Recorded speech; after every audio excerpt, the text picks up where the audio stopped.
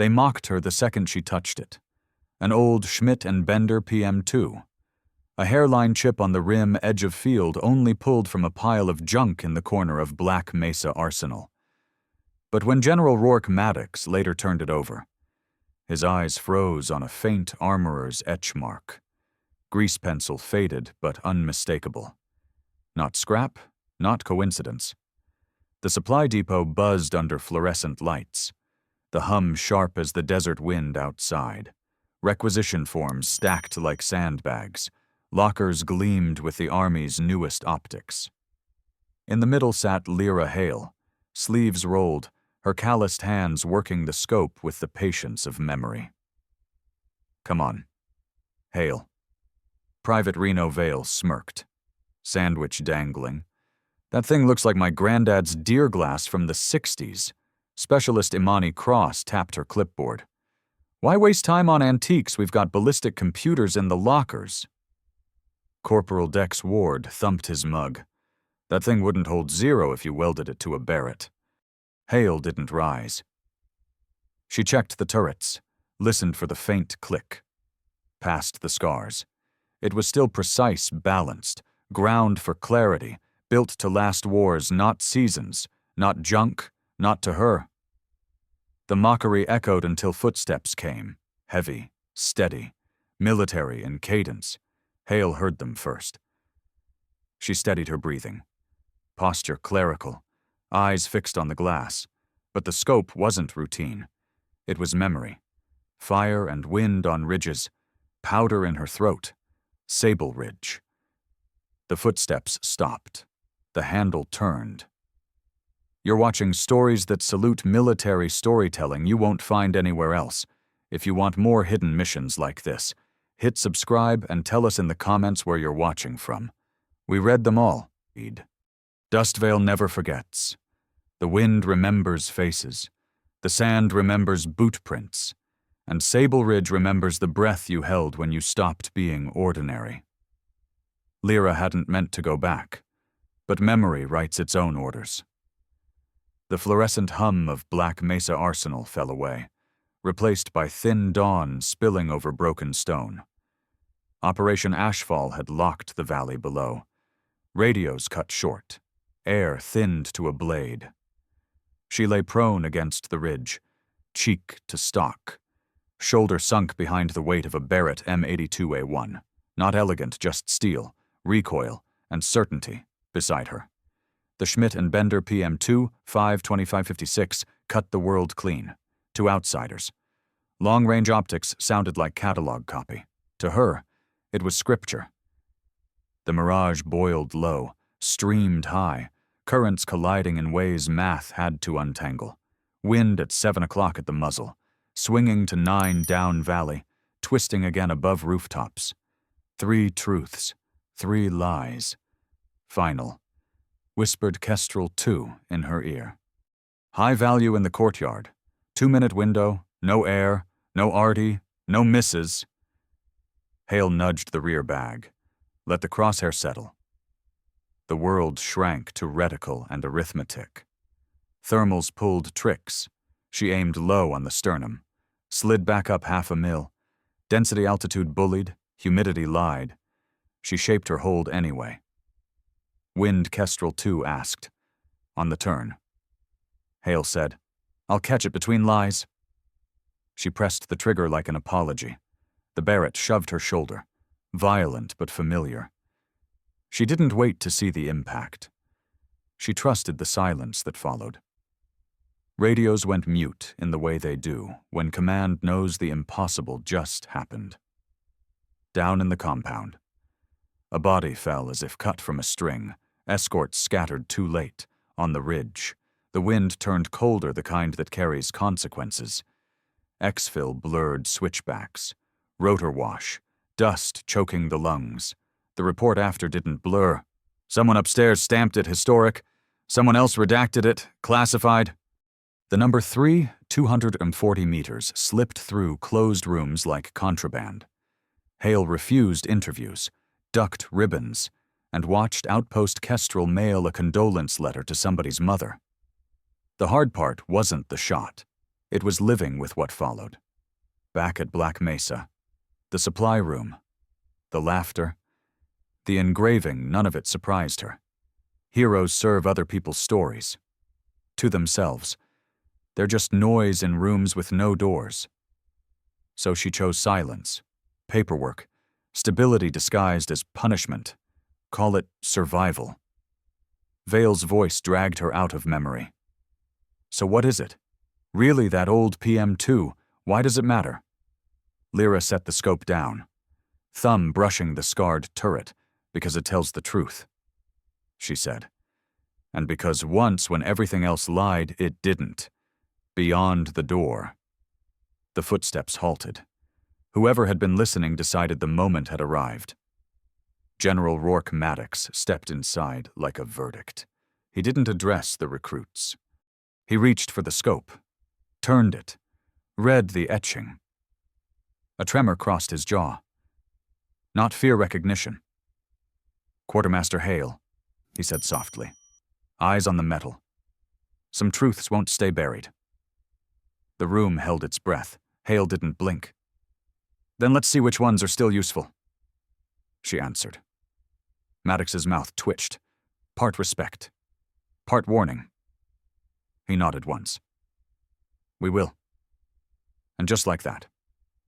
The past moved one step closer. The next would not be hers to choose. By late morning, the supply depot had turned into a think tank no one asked for. Crates became lecterns, clipboards became shields.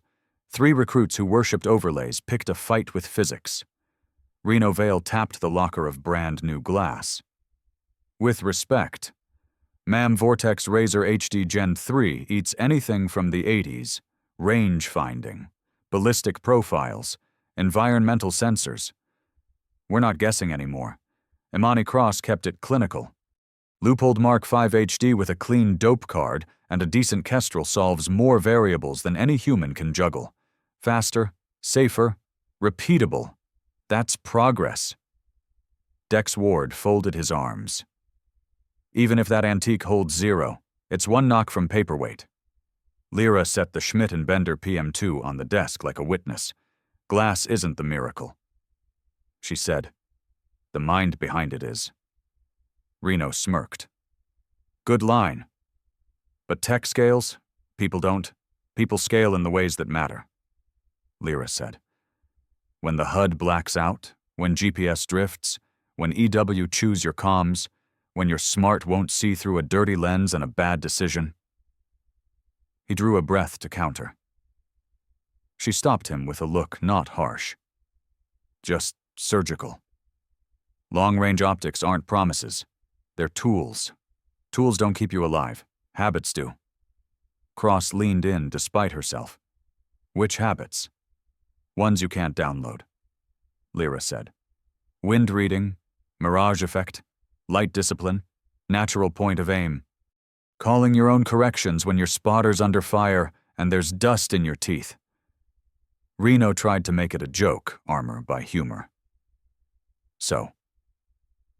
The sniper training they promise if the budget gods smile. The training you need whether they smile or not. Lyra said. Read ground like a medic reads a pulse. Listen to mirage not because it's pretty, but because it lies in ways that help if you learn the grammar. And stop letting computers sell certainty when the world sells chaos. Ward's skepticism cracked into curiosity. You learned that where Lyra's smile didn't reach the eyes, places that don't fit on maps. General Rourke Maddox had stayed. Quiet as furniture and twice as heavy. He watched like commanders watch weather. When he finally spoke. It was to the room, but the words were for Lyra. Quartermaster Hale, he said. If these 3 step onto a training lane right now, no laser rangefinder, no digital aids, just a pack, a notebook, a glass. Can you get them ringing steel by dusk? Reno coughed on a laugh. Cross's pen froze. Ward's arms dropped. Lyra studied the PM2, half-moon bite on the turret. Ocular ripple you only feel once you've learned to feel splinters, a scope honest about what it had survived. She matched it. Yes, she said, Define distance, Maddox said. Far enough they'll stop talking and start listening. He nodded as if confirming a plan already drafted. Then, to the recruits. You think experience versus technology is a whiteboard argument, he said, tilting his head toward the dust veil heat outside. Out there, arguments don't ring steel. Reno swallowed. Sir, are we going out there? Maddox ignored the question and looked to Lyra. Proof of concept. If your veteran narrative has teeth, I formalize it. Closed cadre. No fanfare. Conditions, Lyra asked. Standard loadouts. Range controls. 600 meters. Lane is built to test fundamentals, not legends. You get 90 minutes. If they ring steel, I get my program, and if they don't, Reno blurted, then you get your whiteboard. Silence took the room apart and rebuilt it into something useful. Cross capped her pen like a ritual. Ward let out a breath he didn't know he'd been holding. Lyra nodded once. A small salute to a choice that would cost her anonymity and maybe give back purpose. All right, she said. We start with ground truth before trigger truth. Reno tried for casual. Like what know the wind before you know the number. She said. Read heat like handwriting. Trust your eye over your ego, and don't let the rifle fire itself. Cross frowned. How does a rifle fire itself? It doesn't if you're honest, Lyra said. Most misses are just lies told in the last half pound. Maddox's radio clicked twice. No voice. Just a code seniors recognize. He thumbed it off. Brief them, he said. 10 minutes. Lane goes hot. The fluorescence hummed louder, or maybe hearing cleared. Lyra seated the PM2 into a battered mount that had visited more ranges than most soldiers see promotions.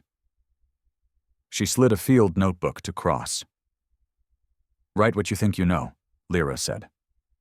Then we'll write what's true. Reno tried a grin. If we ring steel, permission to talk trash. You earn the right to be quiet first, Lyra said. Ward glanced at the door. So this is really happening. The building answered for her.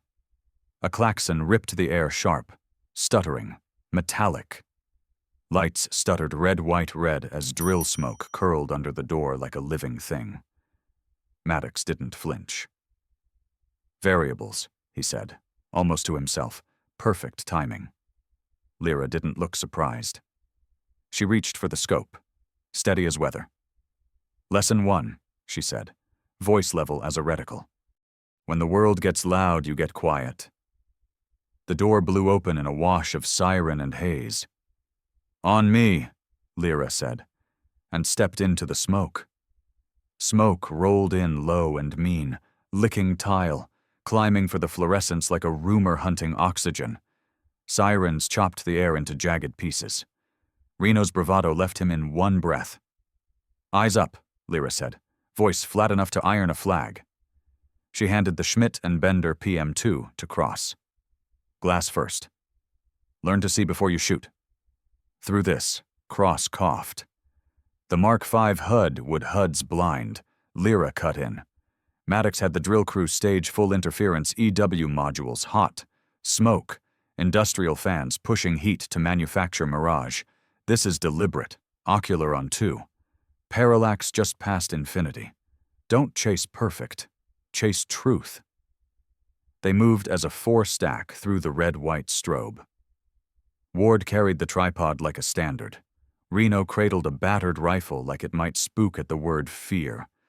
Beyond the loading bay, the practice lane mimicked a small city sheet metal alleys. Pallet walls, targets tucked where good intentions couldn't reach.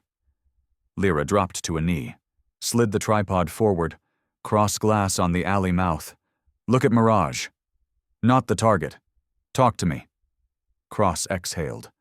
The panic peeled off, boiling low, streaming higher, fast shimmer at the deck, slower up top. Good, Lyra said. Boil means dying headwind at the floor. Angle upstairs. Reno, clock. He swallowed. 9 high, 7 low. Closer to 8 and 10 if we had time. Lyra said. We don't. Ward build. Bag under toe. Don't fight the rifle natural point of aim, or you'll chase your heartbeat. Ward settled in with cautious honesty. Lyra micro-nudged parallax. The target clarified an IR panel sunk in heat like a secret. Hold 6 mil left, 5 high. She said, on the break, not the snap. You don't fire a shot, you release one, Range Reno asked. 600, Lyra said, because numbers mattered now. Cross, give him the call. Cross found steel in her voice. Ward. 6 left. 5 high on her cadence. Lyra's hand rested on Ward's shoulder guidance. Not wait. Inhale. Pause. Press through. Let the trigger come to you. Ward pressed. The rifle barked. The room held its breath. Then steel answered. Clean and unapologetic. Reno grinned without asking permission. Cross laughed once. Surprised. Lyra reset the glass, steady as a scrub. Luck, she said, not unkind. Again. This time it cut as a montage. Reset, call, break, clang, positions rebuilt faster, calls cleaner, breathing honest. The siren kept screaming. Their shots made it irrelevant. 2 hits, 3, 4, fundamentals doing the heavy lift at 600 manators, no legends. Just craft from the catwalk. Maddox watched with the posture of weather inevitable, impartial, below. Lyra kept teaching like she was smuggling oxygen into a burning room. Your turn. Vale, she said. You like computers. Compute this mirage says left. The crate flag says right. Which one lies? Reno bit his lip. Mirage tells the truth. If you listen long enough, most people listen for what they want. Lyra said, be most people less. He built the position the way she'd shown the last half-pound honest. Shot broke. Ding! His hands shook. He tried to hide it by running the bolt like the rifle owed him money. Again. Lyra said, make it boring. They did. Until boring turned beautiful 5 for 5 in a room designed to humiliate them. Smoke thinned. Siren died. Fan spun down to the tired breath of a building that had gotten its drama. Cross lifted from the scope. I thought long-range optics were the advantage. They are, Lyra said, but glass without grammar is just glass. Maddox finally came down. Up close, his presence had mass. He didn't smile. He didn't need to. He picked up the PM2 and turned it like a book he already knew. Thumb found the engraving as if it were magnetized to bone. Sable Ridge 3, 244 neat. Provisional, he said evenly. Unpublished. True enough to change a war. Reno. Cross. Ward straightened without realizing. Lyra met Maddox's eyes with the steadiness of someone who'd run out of ways to run. Lane cold, he told the tower. Then, to Lyra. 90 minutes allotted. You used 30. What else do you teach the part nobody wants? She said. How to live with the shot afterwards. Maddox nodded once. Then we're done here. He turned to the 3. Report to the quartermaster at 0600. Same clothes, same humility. He started out. Paused at the frame. Hail my office, now. He didn't wait to see if she'd follow. He didn't have to. Maddox's office smelled of dust and old leather. Maps pinned like scars across the walls. He stood behind the desk. The PM2 resting between them. Do you know why I staged that drill? Maddox asked. To prove a point. Hale said. No. To see if you'd break. He leaned in. Voice low. You didn't, which means I can't leave you in supply. He slid a plain envelope across the desk. One word stenciled on the front kestrel. Hale didn't touch it. Echo Trace Maddox's eyes flicked up. Cadre assignment. Off book. You train operators to read wind the way surgeons read a pulse. They'll call it doctrine. You'll call it survival. And the cost, Hale asked, you're quiet. Maddox said. "You'll never get it back." The silence stretched. Hale finally set her hand on the envelope, just resting. Not pulling. Outside. The desert wind rattled the window frame like a warning. Maddox's voice cut through. 400 tomorrow, if you're not at the airfield. The envelope burns. He turned away. Already done. Hale looked down at the letters. Kestrel. The choice was hers, but not really. The hardest part of a shot isn't pulling the trigger, it's living with it after. That's the truth Hale carries into Echo Trace.